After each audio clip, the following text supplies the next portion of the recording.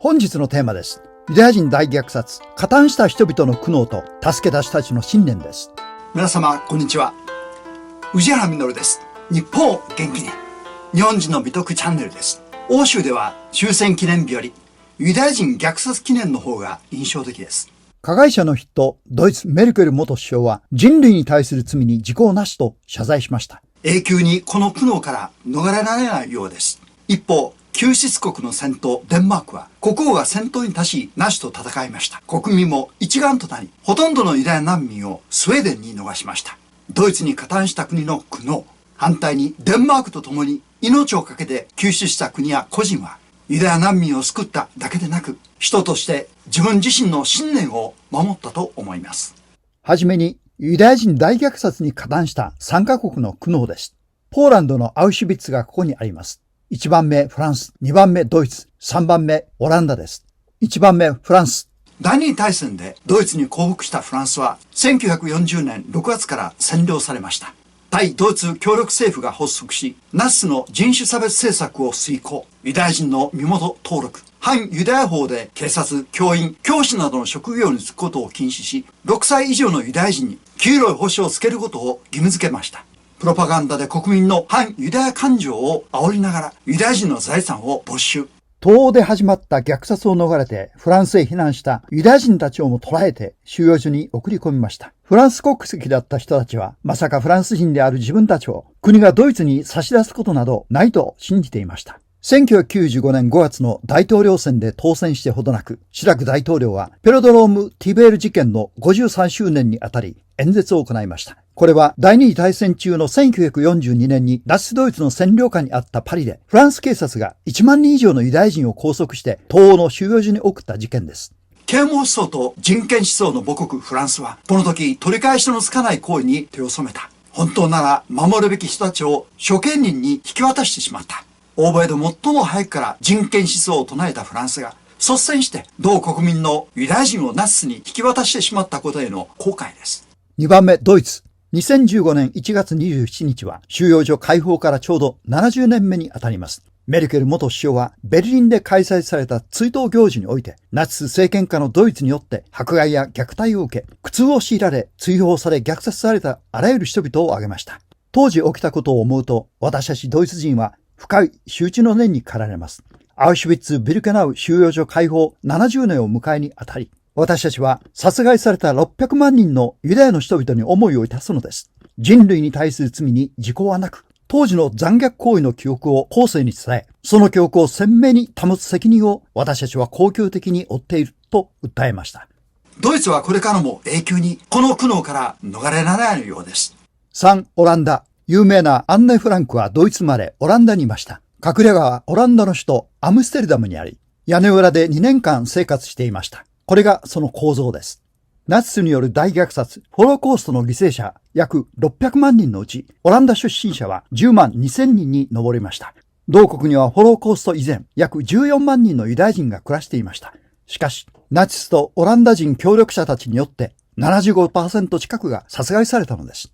オランダのマルク・ルッテ首相は2020年1月26日、第二次世界大戦中にナチスドイツからユダヤ人を守らなかったとして、同国首相として初めて謝罪しました。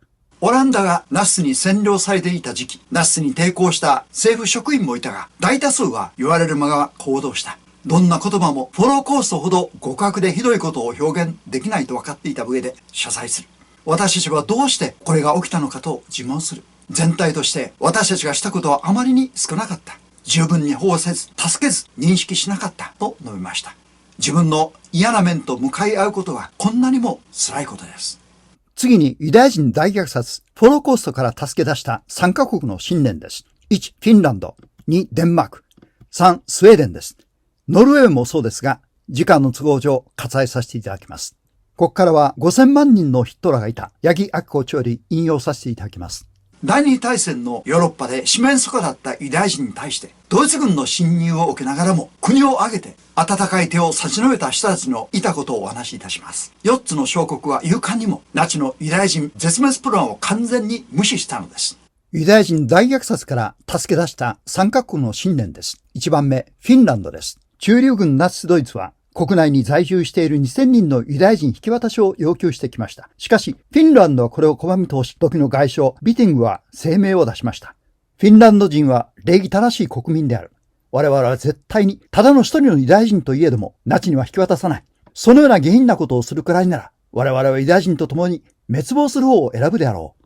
この言葉を聞いたナチ SS 親衛隊長ヒムラは激怒し、フィンランドに対して十分に脅しを聞かせ、ヘルシンキに乗り込んできました。フィンランドは餓死か、それともユダヤ人を引き渡すか、どちらを選ぶのか。しかし、ヒムラの要求は跳ねつけられました。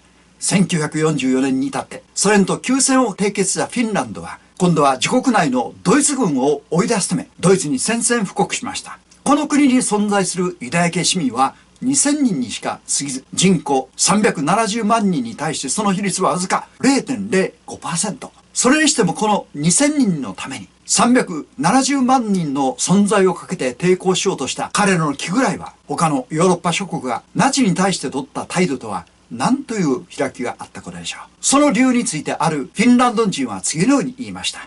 我が国に住み着いた2000人の人は、たとえ民族的にはユダヤ人であったとしても、住み着いた以上は我が国の国民の一員です。その市民に向けられたナチの攻撃は、私たちフィンランド国民に向けられた攻撃だと受け取らざるを得なかったのです。我々はナチと戦ったとしても、決して降伏はしなかったでしょう。フィンランドは無数の湖と森からなっていますから、ゲリラ戦で何年でも戦ったことでしょう。勝手の違う戦いで敵が疲れて諦めるまで頑張る自信はあったのです。2、デンマーク。ドイツ軍が侵入した1940年、デンマークに在住するユダヤ人は約8000人でした。その中の6500名がすでにデンマーク市民、残りは避難民でした。この国の総人口の約 2% に当たります。彼らはそれまでに文化的、社会的、経済的に完全にデンマーク社会に溶け込んでいました。ですからこの少数民族に対する違和感は存在しませんでした。ナチドイツが躍起になって反ユダヤ主義を宣伝し、工作したにもかかわらずです。ナチがユダヤ人を一網打尽にしようとしたとき、国王クリスチャン10世はナチドイツ占領政府長官に宛てて次のような警告をしました。デンマークに100年以上前から住んでいる一部の国民に対して特別な処置を取るようなことでもあったら、それこそ重大な事態が発生するであろう。そして国王は宣言したのです。デンマークのユダヤ人に対して黄色いダビデの星をつけるように命令されたならば、その時は真っ先に私と私の一族はそれをつけるであろう。デンマークは9世紀に建国されたヨーロッパ最古の王国です。デンマーク歴代の国王がいつも国民の先頭に立って社会をリードしていく姿に国民が黙っているはずはなく抵抗を決意したのです。彼らの行動の根本にあったのは自分たちの社会の基盤としての正義が公然と侵略されているということでした。それに対して命を懸けてでも抵抗することが第一に彼ら自身の魂に関わる根本問題であったからです。あるデンマーク人が語りました。デンマーク人には昔から心の底に自分たちの国は神の選んだ国家だという密かな先民意識がありました。私たちは自分の隣人を神や自分と同じように愛するという思想以外のものを求めないからです。アンデルセン童話の国は人に優しいのです。3、スウェーデン。ドイツ軍がデンマークに侵入した3日後の1940年4月12日、スウェーデン首相アルビン・ハンソンはラジオを通じ声明を出しました。ノルウェーやデンマークと同様のことがスウェーデンにも起こりうる。そのような事態に立ち至ったら、我が国はドイツと最後まで戦うつもりである。スウェーデンはナチに追われた者たちを一人残らず受け入れる用意がある。その言葉の通り、フィンランドやデンマークから送られてくるたくさんのユダヤ難民を受け入れ、守ったのです。以上です。欧州でユダヤ人迫害の嵐が吹き荒れる中、杉原千畝と樋口喜一郎がユダヤ難民に命のビザを発行したことは、改めて特筆すべきことと思います。シベリアに残されたポーランド人孤児たちを世界のどの国も援助の手を差し伸べませんでした。遡ること大正7年から日本はいち早く彼らを探し出し、日本に受け入れ病気を癒し、家族のように守り、ポーランドに送り届けたのです。民族の遺憾にかかわらず困っている人を放っておかない。これは日本人の誰もが持つ気質です。それはユダヤ難民を放っておけなかった北欧4国。中でもデンマーク人に似ているようにも思います。国家が1000年以上も続くということは成熟している証です。国王と国民、天皇とその民が互いに信頼の上に成り立っています。ユダヤ難民問題が起こった時、その対応も共通点があります。人として当然のことをしたまでです。と申し上げます。守ったのはユダヤ人の命だけではなく、自分自身と尊厳ではなかったでしょうか。皆様はいかがお感じになりましたか。次回のご案内です。ユダヤ人大虐殺、ヒトラーと戦ったドイツ人の勇気です。チャンネル登録とよろしければ高評価ボタン、並びにコメントをいただければ嬉しいです。本日は最後までご視聴いただき、誠にありがとうございました。日本を元気に。